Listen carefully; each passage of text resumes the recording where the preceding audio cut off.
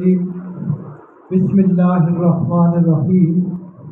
الحمدللہ رب العالمین۔ محترم جناب ہیڈ ماسٹر صاحب، معزز اساتذہ کرام، جملہ اسٹاف اور اسکول ہاضہ کے ننھے بچوں، السلام علیکم ورحمۃ اللہ وبرکاتہ۔ آج 14 اگست کے اس پرمسرت موقع پر میں پاکستان کے مسلمانوں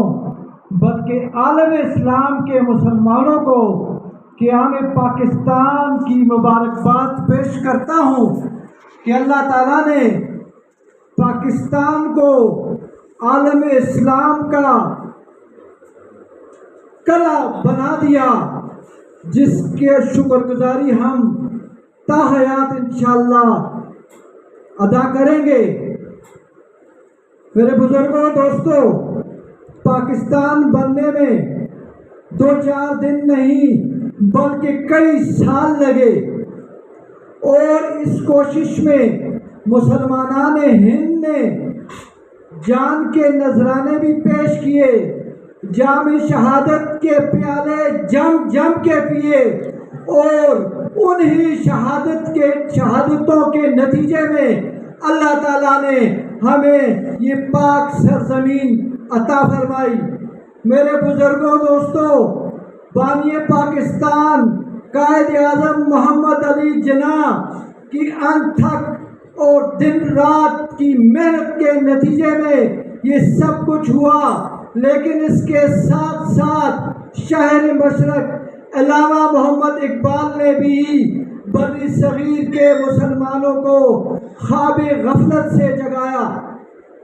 آج مختصر وقت میں یہ مختصر سی تقریب منعقد ہوئی۔ آج ہائی اسکول کنڈی کے اسٹیج سے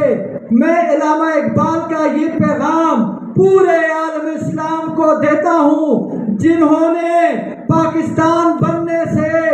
15-20 سال پہلے یہ شعر گوش گزار کیا کہ سبق پھر پڑھ صداقت کا، عدالت کا، شجاعت کا، لیا جائے گا تجھ سے کام دنیا کی امامت کا۔ میرے بزرگوں، میرے دوستوں، یہ پاک سرزمین ہے اور یہ حاصل ہوئی ہے لا الہ الا اللہ محمد رسول اللہ صلی اللہ علیہ وسلم کے نام پر، لہذا اس دھرتی میں بھی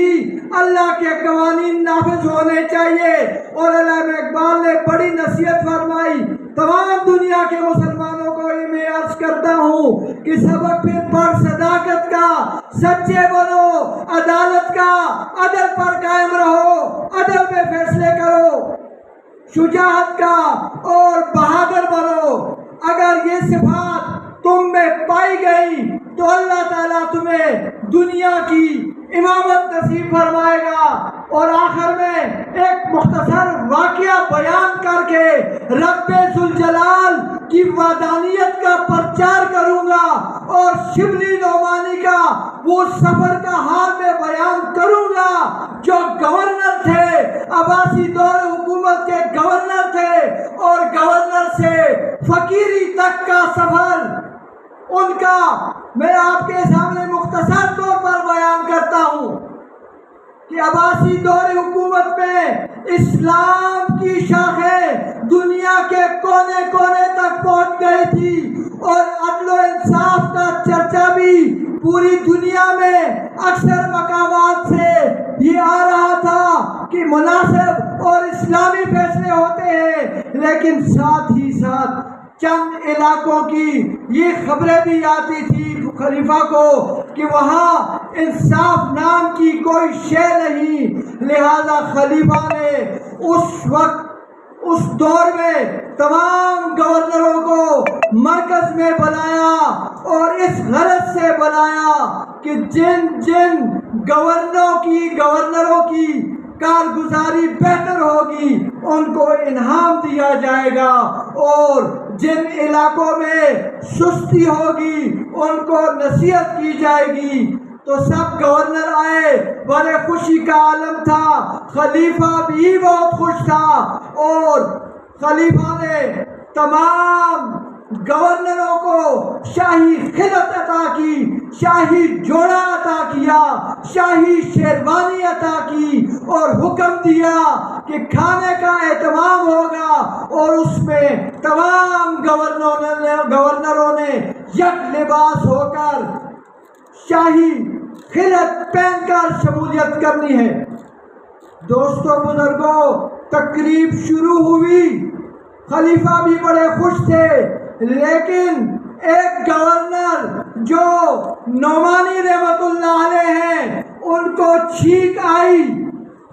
اور انہوں نے اس بڑے مجمع میں چھینک کو روکنے کی کوشش کی، لیکن چونکہ آپ بھی جانتے ہیں کہ یہ قدرتی امر ہے، کچھ دیر بعد انہیں 3 چھینکیں آئیں۔ 3 چھینکیں جب آئیں تو ان کے ناک سے بھی کچھ پانی نکلا، جس کی وجہ سے وہ پریشان ہوئے، لیکن باقی تمام گورنر خلیفہ کی طرف توجہ پر تھے۔ اسی اثناء میں گورنر نعمانی نے اسی شاہی خلعت کے ایک کونے کو، اس شیروانی کے ایک کونے کو اٹھا کر اس سے یہ ناک صاف کر دیا۔ اسی اثناء خلیفہ وقت بھی آپ کو دیکھ رہا تھا، جس کی وجہ سے اس نے اس بڑے اجتماع میں نعمانی کی توہین کی، اور کہا کہ یہ شاہی خلعت میں نے اس لیے عطا نہیں کی، یہ تو شاہی خلعت کی توہین ہے، اسے اتارو، گورنر اسے میں تمہیں جدا کیا جاتا ہے۔ دوستو بزرگوں، نعمانی نے خلیفہ سے ملاقات چاہی اور سوال یہ کیا کہ اے خلیفہ، یہ جس انداز سے تو نے میری انسلٹ کی، میری توہین کی، کیا اس سے بھی کم سزا نہیں ہو سکتی تھی؟ اور اگر تجھے اس شاہی خلعت پر اتنا ناز ہے، اس وجہ سے میری توہین کی، تو یاد رکھ، خلعت یہ لے لے تو، گورنری بھی تو سنبھال، مجھے رب نے بھی ایک خلعت عطا کی ہے۔ رب نے دوستو ہمیں انسانیت عطا کی ہے، میں اس انسانیت کا پرچار کروں گا، میں اس خلعت کا پرچار کروں گا، اور وہاں سے چل بسے۔ اور وہاں سے جانے کے بعد پھر خیال آیا کہ گورنری تو چھوڑ دی، اب اللہ کے قرب کے ذرائع تلاش کر۔ اس وقت کے خلیفہ، اس وقت کے بزرگ جنید بغدادی رحمت اللہ علیہ، جن کی شان یہ ہے کہ اس کے مرشد سے کسی نے پوچھا کیا دنیا میں کوئی ایسا بزرگ بھی ہے جس کی شان اپنے مرشد سے اعلیٰ ہے؟ تو جنید بغدادی کے مرشد نے فرمایا کہ وہ میرا جنید ہے جس کا درجہ مجھ سے بڑا ہے۔ ولی اور فقیر کی یہ پہچان ہے کہ اس میں تکبر تو نہیں ہوتا، لیکن جب جنید نے یہ بات سنی تو کچھ خیال آیا، اور اس وقت جنید بغدادی تقریر کیا کرتے تھے، لیکن اپنے مرشد کی خاطر اس کے سامنے نہیں کیا کرتے تھے۔ لوگوں نے بڑا اصرار کیا کہ بڑا اچھی تقریر کرتے ہیں، آپ کریں۔ پھر آپ کے مرشد کے پاس بھی گئے کہ ان کی شان بیان کرتا ہوں، اس کے مرشد کے پاس بھی گئے کہ اسے اجازت دے دے کہ یہ اب تقریر کرنا شروع کر دے۔ کیا ہوتا ہے کہ رات کو جنید بغدادی خواب دیکھتے ہیں، اور سرکار دو عالم صلی اللہ علیہ وسلم فرماتے ہیں جنید لوگوں کو نصیحت کرنا شروع کر دے۔ حضور نے حکم دیا تو وہ سیدھے اپنے مرشد کے پاس اس خواب کا حال بیان کرنے گیا، اور جو ہی وہاں پہنچا تو اس کے مرشد نے کہا کہ جنید لوگوں کا کہا نہیں مانا، ابھی خواب بیان نہیں کیا، لوگوں کا کہا نہیں مانا، میرا نہیں مانا، اب تو نصیحت کرو۔ जुनैद ने फरमाया कि हजरत आपको किसने बताया? तो उसके मुर्शिद ने फरमाया मुझे खुदा ने फरमाया है कि मैंने अपने महबूब को आज तेरे जुनैद के पास भेजा है। तो दोस्तों बुजुर्गों, नुक्ते की बात ये करता हूँ कि अल्लाह ताला ने हमें इंसान